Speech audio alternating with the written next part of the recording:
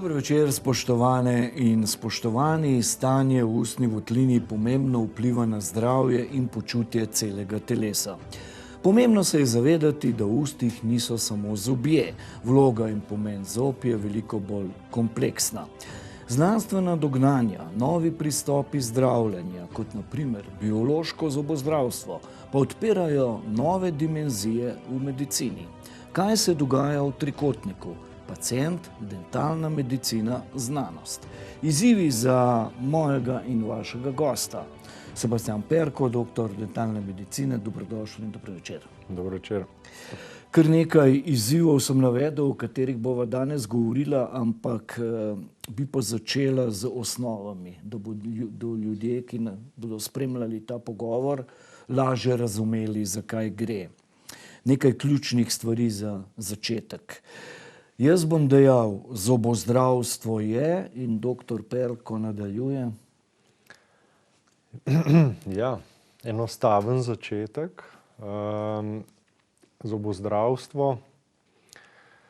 V moderni dobi je to zelo težko definirati. Zobozdravstvo v, bi rekel, duši človeka pomeni nekaj bolečega, nekaj, česar nas je strah, če tudi nimamo nobene plombe v ustih, nekaj, kar se tiče izključno zob, niti ne celega telesa, vendar z napredkom tehnologije, znanosti, dojemanja, filozofije na neki strani, pa postaja zobozdravstvo, ta zdravstveni del, dentalna medicina je s tujko.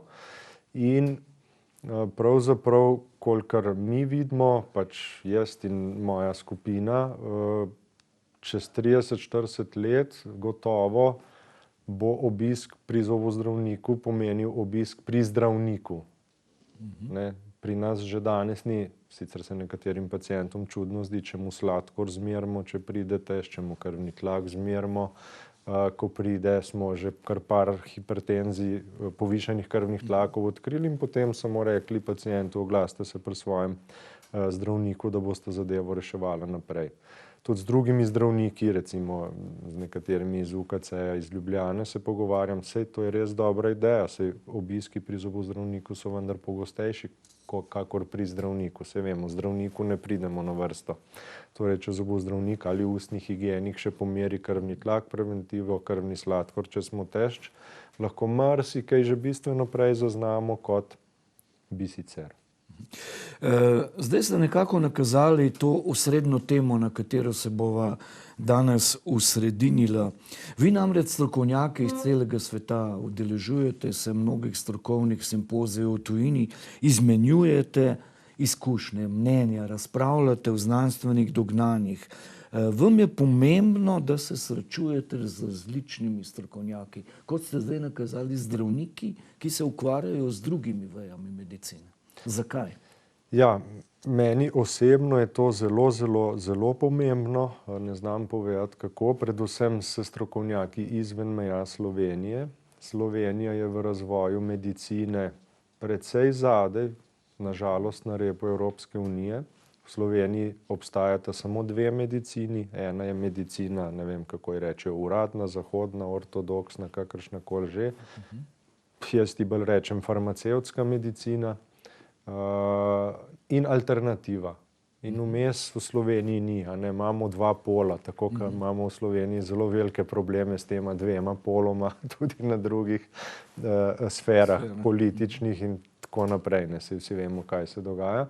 Dočim, recimo, sem pred kratkim izvedel, da recimo v Avstriji, so že leta, pa ne vem, 95 ali kdaj, v bistvu ne vem, če rečejo alternativa. Oni imajo en profil, ki se mu reče heilpraktiker, ali naturopat, mogoče bolj iz angleškega sveta, ki je nekako, da rečem, kader ali pa terapevti med medicinsko sestro oziroma bratom in zdravnikom. In zdravnik, če se odloči, da bo delal ali bioresonanco, ali homeopatijo, ali ne vem kaj, reiki, ali karkoli od tega, pač to lahko dela. Ker v Sloveniji pa praviloma to ne sme delati.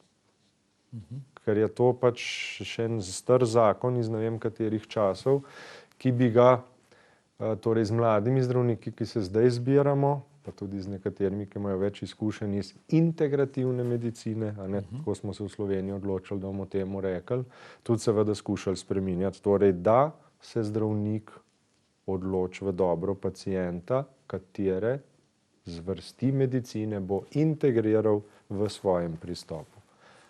Torej, tako, kot si uvodoma rekel, če se mogoče navežem na tisti trikotnik, mogoče problem, ki ga danes imamo, je, da je medicina v službi znanosti, kar ni prav. Znanost je v službi medicine, če hočemo, da je medicina napredna. Predno mi z znanostjo potrdimo, da recimo keramičen zobni vsadek ustreza za zdravljenje širšega kroga ljudi, rabimo 10 let. To je že pol ali pa tretjino poklicne kariere enega zobozdravnika, me razumete, ne? In tle imamo problem. Če sva zdaj še malo pri tem trikotniku, kakšna pa je v tem trikotni navezi pacient, dentalna medicina, znanost, vloga pacienta? Ki je tukaj pacient? Pacient je ključen, seveda, ne? In če pacient sodeluje, če pacient razume, kaj početi, če govorijo o ustih v ustih, torej to ni nič več kot 2-krat na dan vsaj z ročno ščetko čistiti zobe, pa enkrat na dan med zobne prostore, kar smo že velikokrat povedali, v ustih ni treba dosti več, lahko brez zobne paste v končni fazi. Zobna pasta ni ključna, ne, ključno je mehansko očiščenje, ampak če razširiva na telo, a ne, da se ne je po 6-7 uri, da se pač ne je sladkorjev, da se ne je procesirane hrane oziroma čim manj in tako naprej, se to vse ve, takrat lahko tudi medicina napreduje. Ta moment je vzpon tako imenovanih civilizacijskih bolezni, kjer se seveda tudi v ustih nahajajo vzroki za le-te, je v takem razmahu, da noben zdravstveni sistem tega ne more podelati. To je nemogoče, a ne, to je tako prevelika masa pacientov se s tem ustvarja, da to se ne da. A ne, meni ne preseneča, da zdravstveni sistem razpada. In kolikor se pogovarjam z Nemci in s Švicarji, imajo povsod podobne probleme. Pacienti imajo 15 minut za zdravnikom, zdravnik točno ve, da v 15 minutah ne more narediti, vendar celoten ustroj zavarovanja in tega pač ne omogoča kaj dosti več. Pogovarjamo se, če ste se nam ravnokar pridružili, z Sebastianom Perkom, doktorjem dentalne medicine. Osredinila se bova danes na vlogo trikotnik pacient, dentalna medicina, torej zobozdravstvo in znanost. Doktor Perko, ali drži trditev, ki sem jo nekje zasledil, da pravega zdravja, ne glede na pristop, moderna ali tradicionalna medicina, ni brez zdravih ust? Drži. O tem se je že veliko pisalo tam okrog leta 1990 recimo. Takrat, bi rekel, čisto analitično znanstvene metode še niso bile toliko razvite, da bi to potrjevale, čeprav je neka logika to velela, če lahko rečem. No, v zadnjem času, in to moram reči, članke spremljam redno in ravno recimo jutri odhajam v Klagenfurt, imam predavanje z drugimi strokovnjaki iz tega področja in tam bom predstavil nekaj člankov iz leta 2021, 2022, eden celo iz 2023 letos januarja, kjer zelo jasno pokažejo za naš zahodni analitično, da bakterije, recimo z ust, kot so Porphyromonas gingivalis, Fusobacterium nucleatum, za bolj radovedne gledalce, če bo kdo kaj v internetu tipkal, kako recimo sodelujejo pri razvoju nevroloških bolezni, pri razvoju raka ali povečujejo agresivnost raka, torej za metastaze in tako naprej. Recimo iz prejšnjega tedna, kar delamo na novo pri nas je, obisko me je pariatov, ki ima žal raka prostate z zasevki že po kosteh jaz sem mu oduzel iz ust plak, ta zobno oblogo, naredil razmaz, dal na mikroskop, delamo svetlobno mikroskopijo v temnem polju, pač to je tehnika, a ne, in noter videl bakterij, ne, mislim, v primerjavi z nekim zdravim plakom je imel tle totalno, to bom recimo tudi pokazal zdaj, ko grem, in seveda zdaj se je treba zamisliti, ja, sej pa si nekdo reče, te bakterije so tam v ustih, a ne. Ja, a ne, koliko na dan proizvedemo sline, mislim, da 1 liter 2, a ne, in to slino ne pluvamo ven, a ne, s to slino vse to lepo pogoltnemo dol, a ne. Jasno je, da želodčno kislino preživijo te agresivne bakterije, tiste, ki sem jih prej naštel, in jasno je seveda, da pridejo naprej v tanko črevo. V tankem črevesju se mikrobiom ne more razviti. Vemo, da 80% imunskega sistema živi v steni tankega črevesja, ki je seveda vsled temu disfunkcionalen, a ne, in imava že celo zgodbo, kako se to odraz na telesu, samo pri tem, da preko prebavnega trakta. Seveda pri vnetjih v ustih krvavi, grejo seveda bakterije tudi v kri, ne samo bakterije, tudi pravzaprav velikokrat se izkaže, da so problem tudi vnetne molekule, ki se na teh mestih izločajo, ne, ki grejo v kri, grejo v limfo, in pa seveda tudi po medceličnini, po vezivnem tkivu, ne, potem, kar je vmes med celicami, lepo lahko potujejo, ne, in zdaj usta so tle, ščitnica je koliko, 7 centimetrov stran, možgani so tle, do srca pa tudi ni glih nekaj daleč, bi jaz rekel, a ne, in če ima to so izrazito kronični poteki, kar pomeni, da to se lahko, če ne nitkamo, začne z vnetjem dlesni, ko smo stari, pač, ko izrastejo praktično stalni zobje, a ne, in se v polni obliki izraz, ko smo 40, 45, 50 do 60, ne. In ves ta čas je to seveda počasno, vendar konstantno obremenitev telesa. Zdaj ste zelo plastično razložil tisti začetek, prvo, drugo minuto, ko sva začela pogovor, ko sem jaz dejal, zobozdravstvo je, vi nadaljujete, da to je dobesedno veja medicine. Tisti, ki v tem dvomi, ste ga zdaj, verjamem, prepričal. Ja, jaz moram reči, da sem izredno hvaležen zdaj pokojnemu profesorju, ki je pač cel čas vztrajal, da študij dentalne medicine ostane del medicinske fakultete. Kljub temu, da se mnogim študentom pač ne da študirati telesa, ne, se pač radi tle ostanejo, ampak meni je bilo to neprecenljivo, vam moram povedati, ne, jaz sem študiral medicino iz učbenikov, ne iz zapiskov, pa nekaj ti samo da, sam da grem mimo izpit, ne, ker danes vidim, ne, da pač je treba stvari vedeti, je treba vedeti fiziologijo, je treba vedeti patofiziologijo, zato da lahko seveda sej začneš pač z vrtanjem plomb pa tega, to je normalno, ne, ampak človek se razvija, cela znanost se razvija, danes recimo kurikulum na dentalni medicini je popolnoma drugačen, kakršnega sem imel jaz, ne, ker seveda je treba stvari reorganizirati, ne, in v Sloveniji imamo dobro šolo, da ne bo pomote.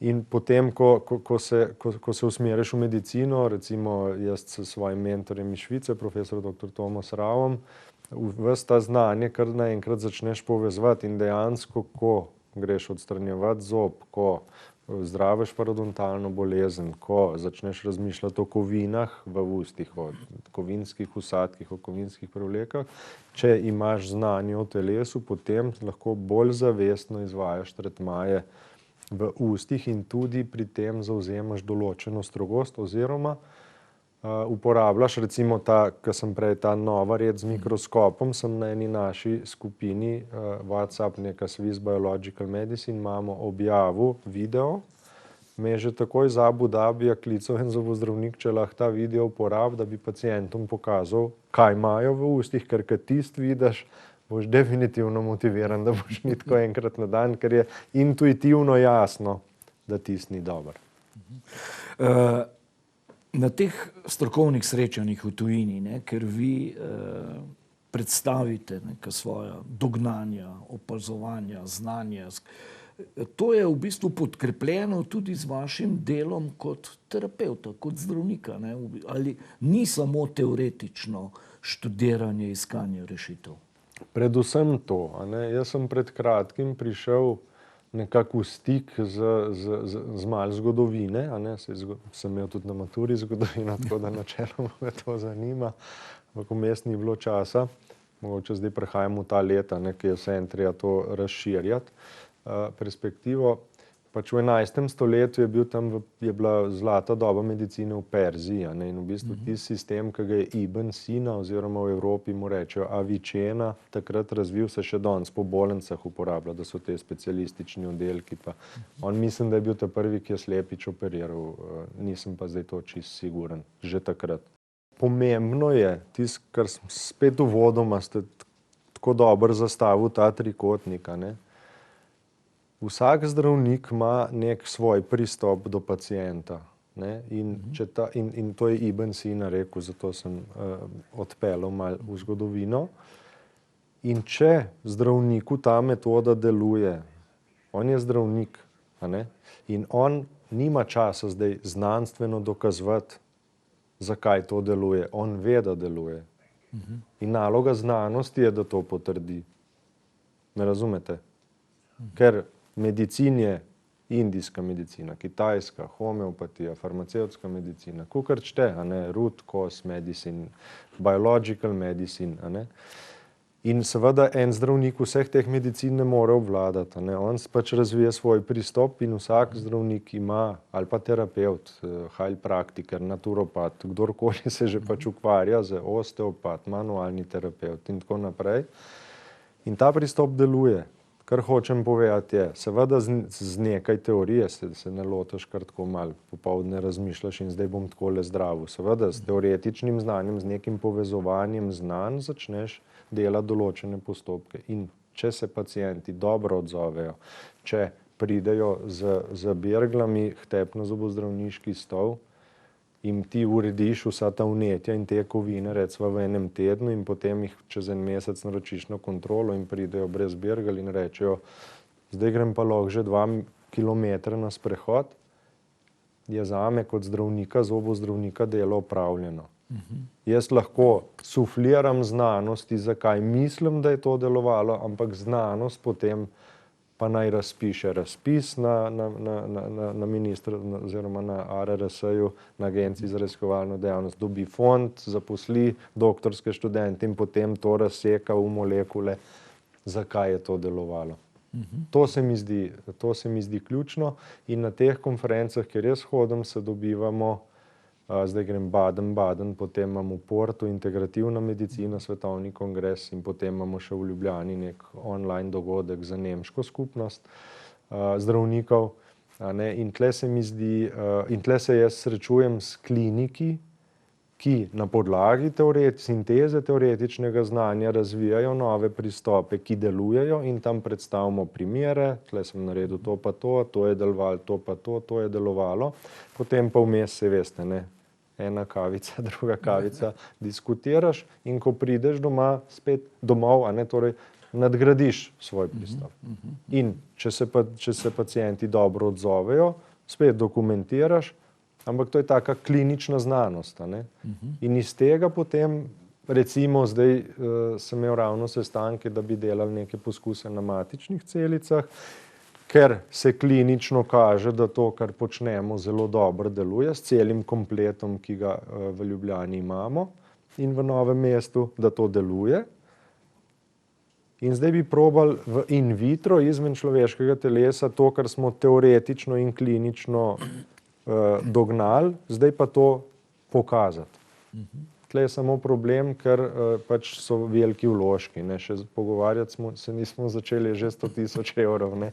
Mi nismo del javnega sistema in je to težko potem tako veliko vsoto zbrati, ker na koncu vem, da bo ta eksperiment 200 000, ne.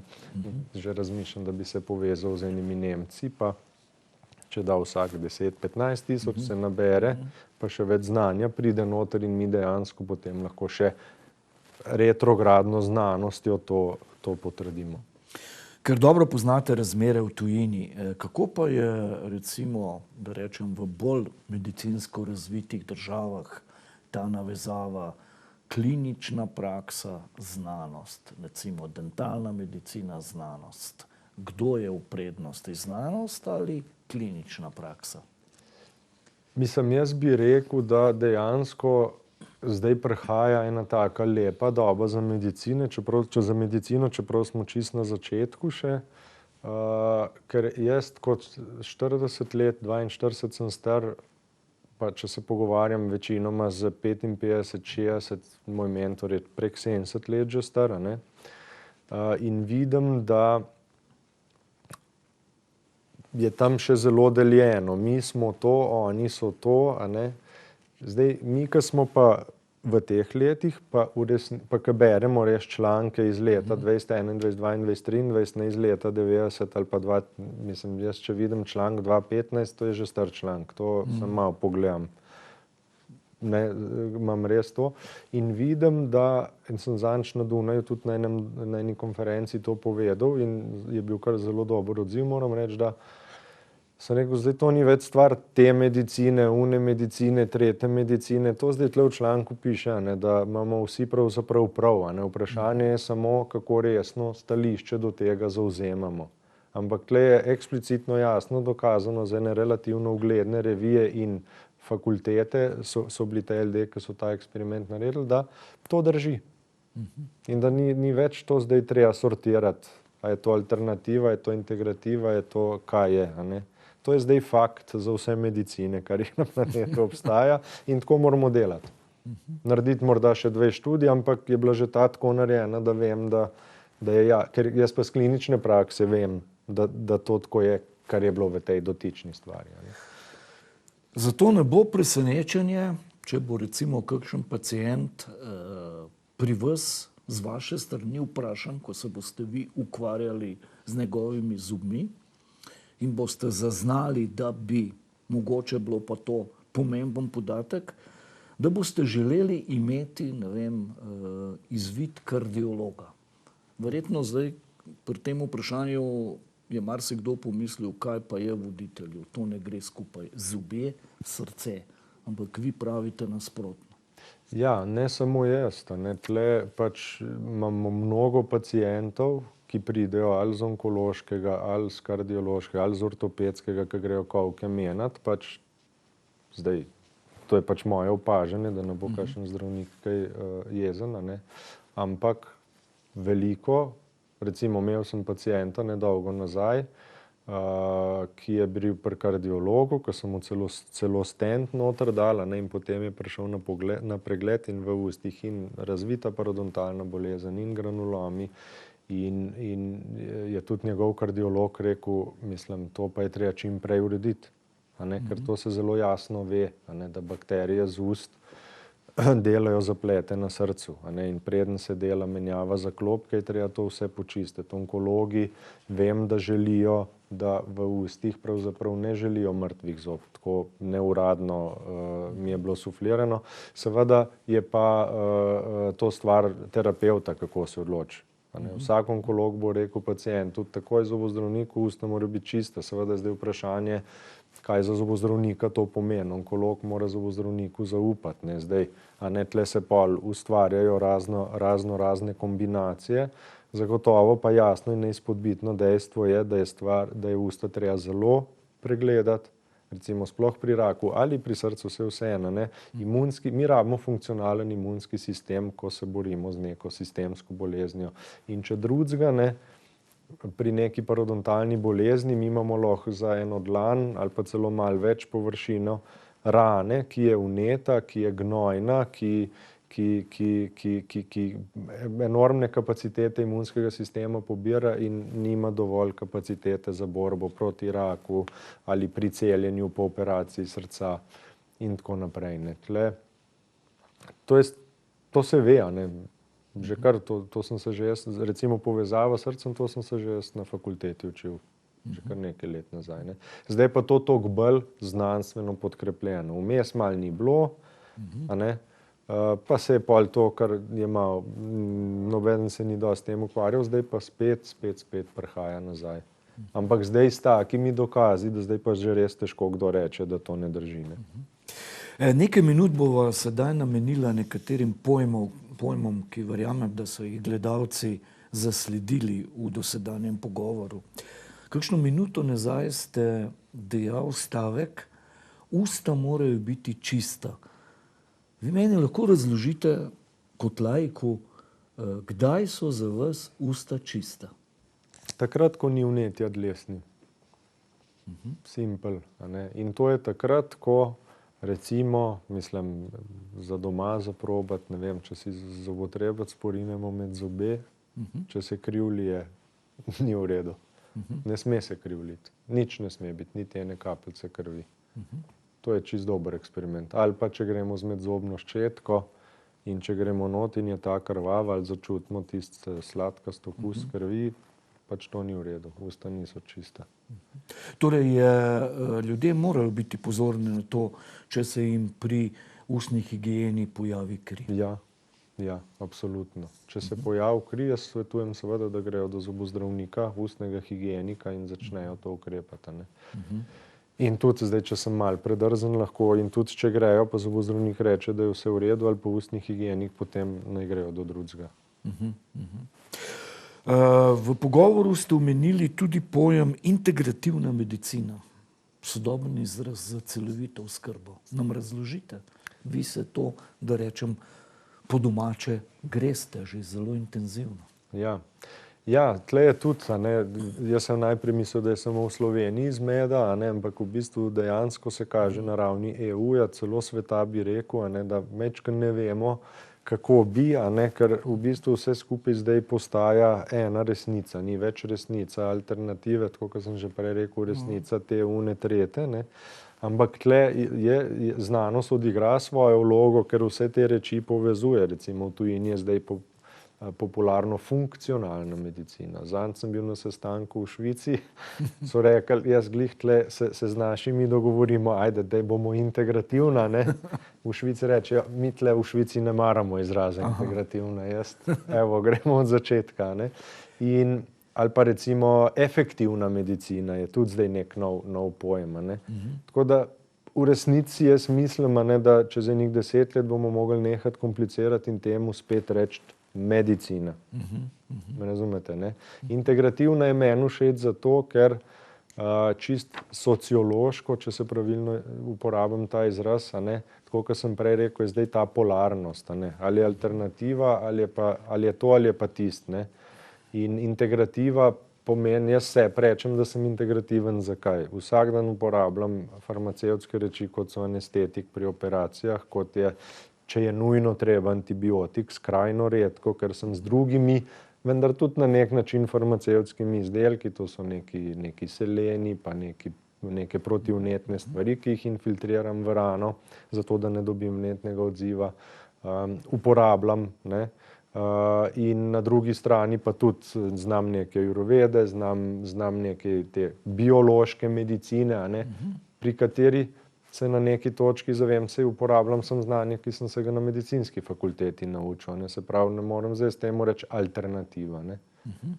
Me razumete, In jaz bi tako rekel, da integrativna medicina, če že moramo se popredalčkati, je zame medicina, ki gleda široko, ki ne gleda ozko. Moderna farmacevtska medicina, če dovolijo gledalci, je pač specialistična medicina in gleda ozko, ampak to ni negativna sodba te medicine.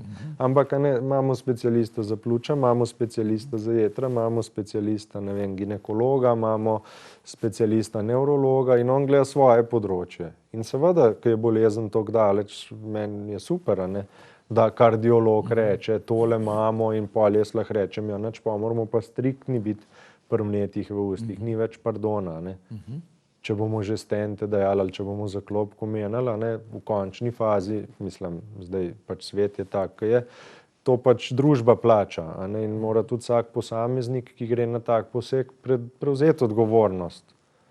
Mi zdaj vsi plačamo to operacijo in zdaj pa sprehod vsak dan 20 minut brez izgovorov. Ne razumete pač, ne, saj v končni fazi svojim otrokom v skledo pluvamo, če še naprej čips jemo, pa nezdravo hrano, pa potem, ko so nam zaklopko zamenjali, ne.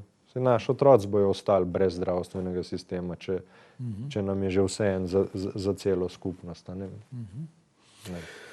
Še eno stavčno zvezo bom izpostavil, biološko zobozdravstvo. Tukaj ste vi z doktorjem Tomasom Ravom, pionirjem na evropski sceni, zelo daleč sta prišla na tem področju. Ja, zelo, moram reči, ne. Zelo in tudi rezultati so izvrstni.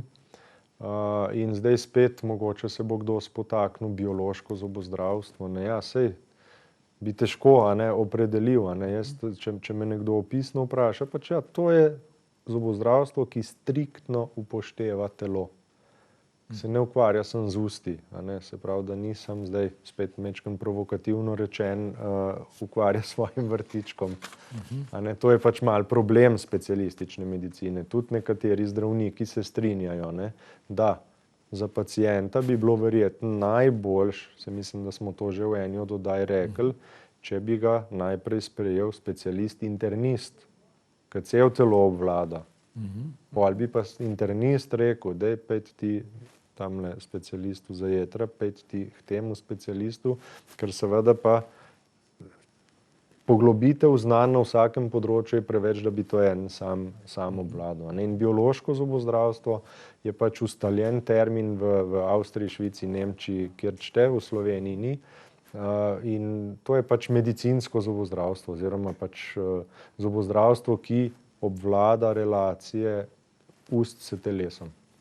Katere so pa ključne razlike, doktor Perko, med, če rečem, klasičnim pristopom in biološkim pristopom v dentalni medicini?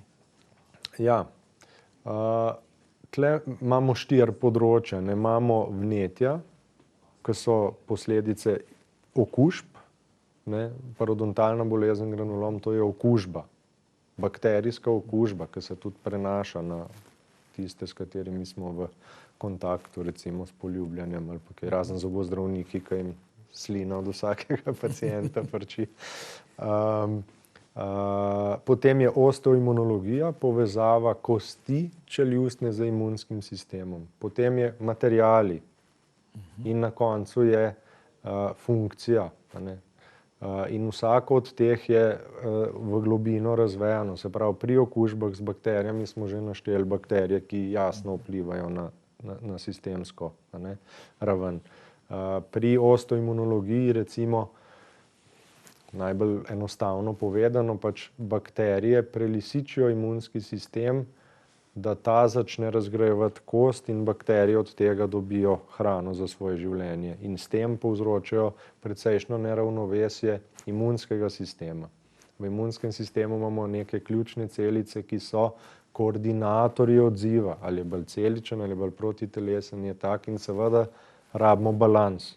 A ne, in če balansa ni, potem se lahko razvijajo neka druga vnetja drugje v telesu, ker enostavno ni, da enostavno povem, kapacitete primernega imunskega odziva, recimo, ne. Artritis je pač vnetje sklepov, ki samo po sebi nima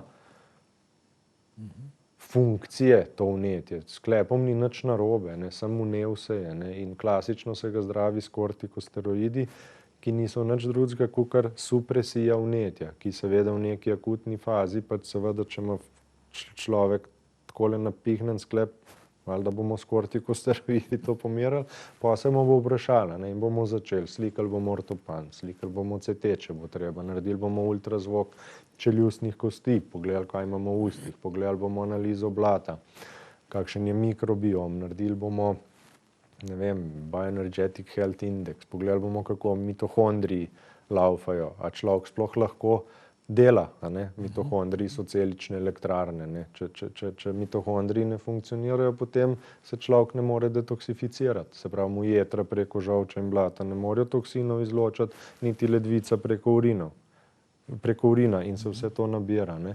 In vse te stvari biološko zobozdravstvo v resnici upošteva.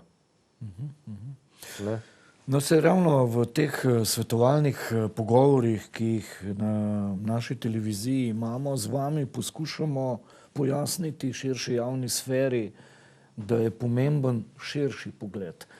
Ampak če zdaj midva se tukaj malo ustaviva, ali je družbena klima v Sloveniji že v tem trenutku tolikšna, pravšna, da rečem, da razen izjem, kot ste vi, to širše razumevanje v bistvu je sploh dosegljivo v praksi? Jaz bi rekel, da ja. Kolikor zdaj spremljam ta evropski nivo, jaz mislim, da vseeno Slovenija pa ima eno tisto unikatno pozicijo, prav ta moment v teh letih, ki bi jo bilo zelo dobro zagrabiti. Zdaj, pač bom spet majčkeno dregnil, mogoče tja, ka ne bi smel, ampak recimo za časa covida se je zelo pokazalo, da Slovenci pravzaprav nismo glih, kako bi rekel, pil poperi, se pravi, da bi kar, recimo tipičen Američan, pač mu ni problem jemati tablete za to, za ono, za koncentracijo, za hitrost proti sladkorju, bla, bla. Slovenc pa mislim, da ima ta problem. In vsak si želi čim manj tablet jemati, ker vsi vemo, da se stranskimi učinki pač starost ni prijetna. Vsi imamo svoje stare starše, ki vidimo, kako to gre. In tudi vidim, da v sferi mladih, vsaj s temi, kateri ponovadi si sicer s podobno mislečimi obkrožen, vidim, da je strašno zanimanje za to integrativno medicino, seveda, z nekimi članki in z neko znanostjo, teorijo podprto, vendar ni nujno vse prav dokazano. Tako kot sem prej rekel, klinično se potem stvari razvijajo in se vidi in potem gre nazaj v znanost. Tako gre to, kroži. In pravzaprav smo zdaj v poskusih ustanovitve zdravilske zbornice, tako se pač po zakonodaji je bila definirana s strani Ministrstva za zdravje, ravno zato, da bi na nek način ta medicina postala ne alternativa, ampak pač medicina, taka kot je, ki upošteva vse vidike medicine, tako kot sem prej rekel. In jaz se nadejam in upam, da nam bo to uspelo, ker bi s tem zasedli eno precej unikatno pozicijo, ker imamo priložnost to iznova organizirati. Ker sem jaz rekel enemu kolegu, ti, kako pa imate vi to v Nemčiji, in mi je rekel, veš, v Nemčiji pa to tako, in je na enem A4 listu 5 členov zdravilskega zakona in je to zrihtan. In to je bilo narejeno itak že 100 let nazaj in seveda nosi svoje pomanjkljivosti. In zdaj z vsemi temi izkušnjami, ki jih imamo, bi pa mi lahko dejansko zelo lepo zastavili na evropskem nivoju nek model, ki bi ga mogoče pa kdo od nas lahko povzel ali pa nas vprašal za izkušnjo. Slovenci smo tega sposobni, zelo. Samo malo moramo spustiti tisti, jaz čas se hecam pa rečem, ki je še od Habsburške monarhije ostal, da si pustimo biti to, kar smo in da si pustimo uporabiti znanja. Slovenci produciramo enormno dobre znanosti in to se v delu včasih, ali ki je že objavil Kemijski inštitut Jožef Štefan, tudi naša fakulteta medicinska. Tle je samo zdaj stvar, da to damo ven. Recimo jaz dostikrat rečem, glejte, Ministrstvo za kmetijstvo, super, jejte slovensko hrano, jejte ekološko hrano. Kaj češ boljšega? Dajmo še mi narediti v medicini ljudem. Študije kažejo, vse to je kratka reklama, Študije kažejo, dajmo spodbujati ljudi, dajmo jim vedeti, da recimo samo 10 minut teka vsak dan, to je 5 minut od vratke pa 5 minut nazaj, je boljš kot 2-krat na teden po uro pa pol. Razumete, 10 minut res ni nekaj, In znotraj tega se začnejo v telesu spremembe dogajati, ki se ne da povedati. Mi imamo mnogo pacientov tudi na tem našem integrativno-medicinskem delu, ki začnejo s temi navadami, ki prehrano spremenijo, ki se majčkeno vitaminizirajo, nič kaj takega, bi rekel, posebnega in kar naenkrat že v sklopu operacij recimo, ne.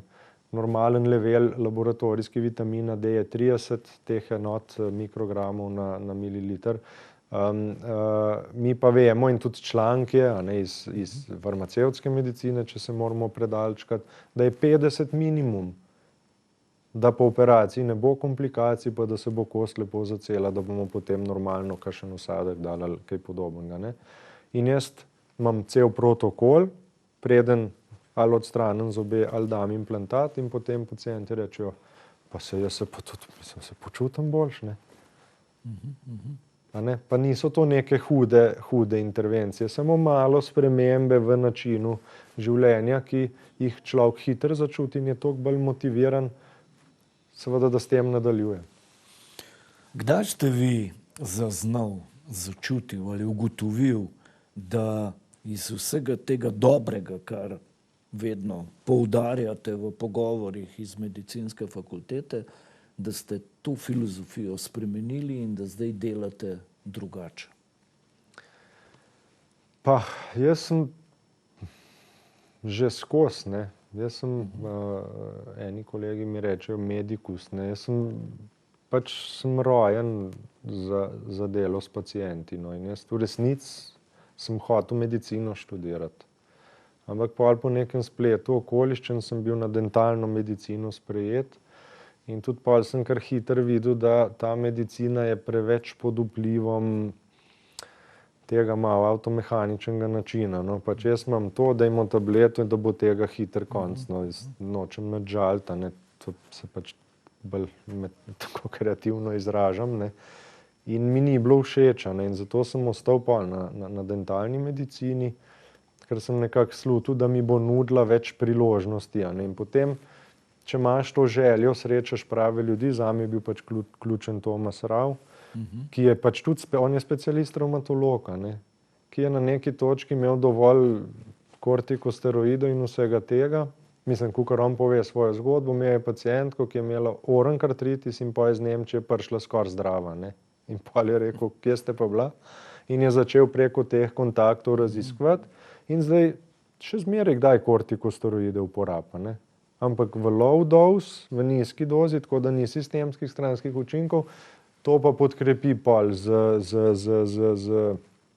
kaj ne rečem, en kup ene homeopatije, en kup enih vitaminov, mineralov, infuzij, ozonov, hipertermije, indibe, mislim, lokalne hipertermije, ionske magnetne terapije, ne, to je pol pa cel sklop terapij in dejansko ljudje lahko rabijo še zmeraj malo kortikosteroidov, ampak bistveno manj, kakor bi jih, če se ne bi vse to zraven zgodilo, ne, in to je zame moderna medicina. Ne. Ali je pri vas zelo velika dilema, preden se odločite in rečete jasno pacientu, zdaj bo treba pa spuliti enega ali dva zoba? Če je star 20, 25, 30, se res pogovarjamo, a ne. Če je pa pred mano nek pacient z rakom, z rabljenimi kolki, z hudim artritisom, pa jaz vem, kva bi v mojem primeru naredil. Vem, kaj sem naredil pri očetu, oče je pač imel diagnozo raka grla lansko leto, on je bil naslednji teden na stolu. Sva vse pospravila, kar sem mu že prej leta govoril, da je treba. Sva hitro naredila. Sem premislil, da ne vem, sva imela v 5. zjutraj termin, ker imam polne urnike, sva naredila, a ne. Torej, v biološkem, zdaj, če lahko rečem, zobozdravstvu, je seveda pač individualna zgodba, ne. In v skladu s tem se odločamo. Absolutno pa vedno, tako kot na drugih področjih, drži, da mora pacient to začutiti. To ni moja ambicija, zob zdaj odstraniti ali ne odstraniti, a ne. Jaz pač lahko samo svoje znanje človeku dam na tak način, da to razume. Včasih se tudi 3-krat o tem pogovarjamo, ker ljudje zanima, pa grejo malo brati, pa zdaj to je težka odločitev zob odstraniti, to ni enostavno, ne. Še posebej, če je napredovala parodontalna bolezen, pa ni kosti, pa to so zmeraj take težke odločitve. In na koncu se mora človek, pacient sam odločiti, on mora to začutiti, takrat se to potem zgodi. Iz vaših bogatih izkušenj, ali pacienti dovolj znajo sami delati na preventivi, zelo tehnično rečeno? Ja, tle se pravi, torej Slovenija ima pač neko res tako vseeno dobro, čeprav sem jamramo skozi pozicijo, da ta sfera alternativne, za moje pojme pač integrativne medicine, je vseeno precej močna, kljub temu, da je zelo slabo urejena, a ne. In vsa ta sfera se, če drugega ne, saj veliko poudarka daje na prehrani, veliko poudarka da na suplementaciji vitaminov, mineralov, ke pač tako ali drugače, jaz imam zmerjan na 500 pacientih vse to in pač dejansko s hrane ne dobimo dosti, pika, dokazano, ne rabim nič več brati. In zdaj je tako, a ne, da nas ponavadi že poiščejo ljudje, ki imajo to zavest, ki želijo samo še to upgrade, kako se reče po slovensko, nadgraditi. Želijo to nadgraditi. In seveda je s takim človekom tudi komunikacija lažja, odločitve so hitrejše, ne. Ravno tle jaz vidim pač priložnost, da če se pač zberemo v neki zdravilski zbornici in tako naprej, da bi lahko to znanje prenesli naprej, se pravi ne z nekim vsiljevanjem, ampak dejansko z nekim logičnim sklepanjem, z nekimi predavanji in tako naprej, saj imamo že precej plana razdelanega. Zato, da bi pač v osnovi v 3 besedah življenjska doba, doba zdravja, doba bolezni. Vsi vemo, ke smo, ne, najprej smo sami, a ne, pa imamo otroke, letamo gor pa dol, pa ke bi mogel počivati, je pa zdravnik domov, dokler pač ne odidemo, ne. In zdaj, ne da sem prepričan, to vidim pač po Nemčiji in tam okrog Švici, a ne, da se da dobo zdravja precej podaljšati. Precej. Biokemijsko gledano, mislim, je to res prav smešno, kako hitro zbolimo. Zdaj prva tableta ženske je Eutirox 35, recimo, saj ne vem, zdaj čisto statistično, kdaj jim začne ščitnica pešati, ne, ampak vem, da so tako po občutku zelo mlade, ne. In tako naprej, krvni tlak, holesterol, vse to, ne. Ampak to je verjetno vse skupaj povezano z načinom življenja. Ja, seveda, ja. Samo način življenja. Saj zato pravim, a ne, včasih spet se hecam, a ne, ali pa malo provociram. Klinični center v Ljubljani bi bil lahko hotel 5 zvezdic, če bi, ko gremo v trgovino, bilo manjši del tega, ke vemo, da ni okej, ne, pa večji del onega, ke vemo, da je okej, ne. Jaz imam tam samo en mali becirk ne vem, če lahko rečem, tam v Šiški, v enem hipermarketu, ne.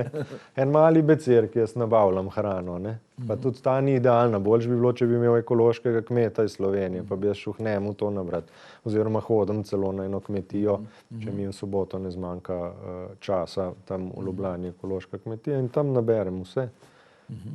Ne, zdaj čips pa televizija pa neaktivnost pa tudi samo računalnik, cel dan delo non-stop, prosti čas pa zabava, taka mislim, bolj sedeča pa z alkoholom. Saj, jaz nimam nič proti kakšnem pivu, a ne, ampak alkohola vseeno je preveč v naši družbi, tudi generalno, nisem Slovenija problem, to je povsod problem. Ja, tako pa pač ne more iti, ne. Ne gre.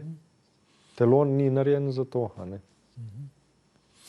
Kaj bi svetovali, počasi bova za danes končala to zelo zanimivo debato z vašega najožjega, čeprav danes verjamem, da so gledalci razbrali, da vaš pogled v medicini je zelo širok, ampak z tistega najožjega profila, za katerega pa ste na prvem mestu strokovnjak, torej kaj bi svetovali ljudem, da namenijo malo več pozornosti, pravilne pozornosti svojim ustni votlini in zobem? Ja, tle pač odgovor zmeraj ostaja enak, ne. dregnite si zobotrebcem, imeti zobni prostor in če zakrvavi, ni v redu. Tle kaj dosti več se ne da povedati oziroma doma narediti. Ne. Kar se telesa tiče, je bistveno več stvari v ustih, pa krvavito, ali pa v resnici tudi kakršenkoli usta pač praviloma ne smejo boleti.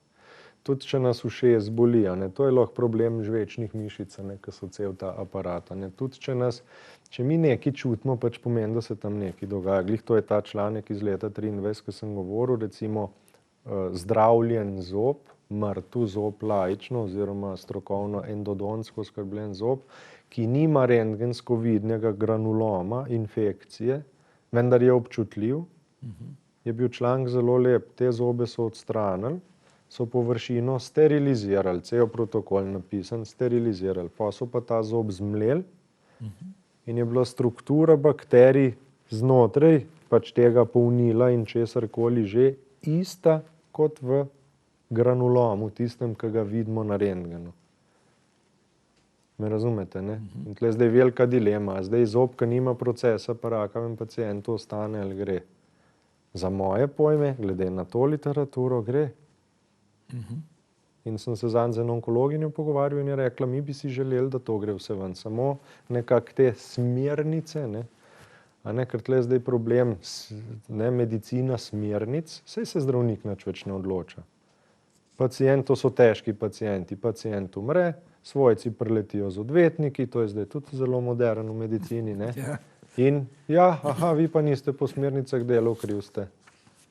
A v resnici je onkolog lahko, zdaj mogoče se preveč na onkologijo opiram, ali pa zobozdravnik v končni fazi, lahko da je pač razmišljal neko svojo smer, ker je on poznal pacienta, ne smernice. Smernice ne poznajo pacienta, smernice so lahko okvir, znotraj katerega jaz lažje razmišljam v tej poplavi informacij. Ampak zakva bi bile smernice nekaj, vi ste Slobodan, tam je Jože, tam je Janez, Janez ima 120 kil, pa star je 35 let, vi ste to, pa ste v taki kondiciji, on je pa tak. In danes predpišemo vsem isto dozo zdravila. Po kateri logiki ista doza zdravila? Jaz to ne razumem, enka ima pa 40 kil, mora manj dobiti, ker enka ima 120, tako bi jaz rekel. In tle se zdaj delajo študije, in se to vse nekaj popreči.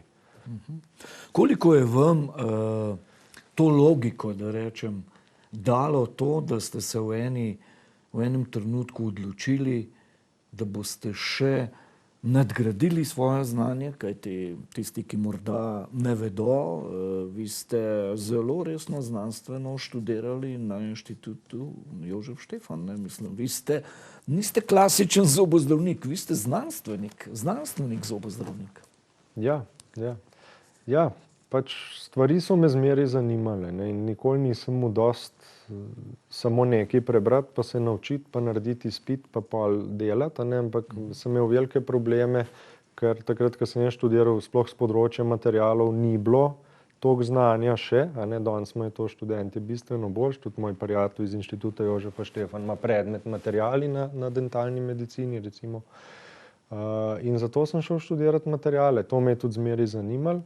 Vendar študij doktorata ti da pač potem širino. Potem, ne vem, prvi izpit, ki sem imel, ali pa, ni bil glih prvi, morda pa četrti, so mi rekli, pač najdi 3 članke in jih analiziraj. In jaz itak kot študent, itak članek, to je sveta stvar, tam not, kar piše, je res.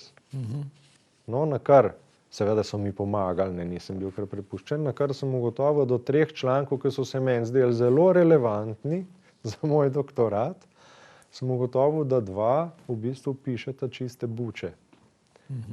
In jaz potem, to se ti pol kar podre cel svet, mislim svet, ta vrednostni sistem in začneš to študirati in na koncu vidiš, da tudi znanost ima svoje pomanjkljivosti, tako kot kapitalizem, tako kot komunizem, tako kot, me razumete, tako kot medicina, in potem začneš drugače gledati na stvari, začneš jih brati, začneš jih preverjati, začneš jih razmišljati, in tle so pa te klinične izkušnje, ki pridejo, upoštev, Ne, če pacienta po zdravljenju zoba še vedno boli, kljub temu, da jaz rentgensko nič ne vidim, rečem, gospa, lejte, ne.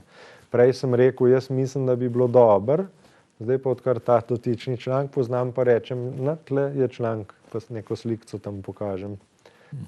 Lejte, takole je, a ne, in tole vas boli zaradi tega, ker so tej to tako pokazali in potem seveda ta zob odstranimo in ni več tistega občutka, ne, ke prav, ne, tle ali pa malo mi še v oko poseva.